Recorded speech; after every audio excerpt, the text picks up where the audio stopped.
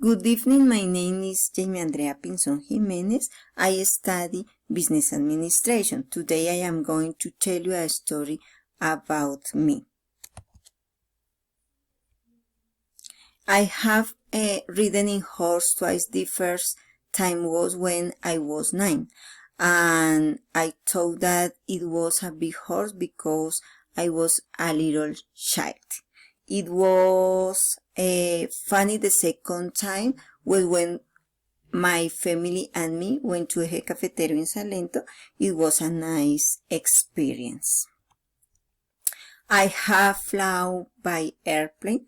I have eaten delicious trout, but I haven't jumped out of a plane with a parachute.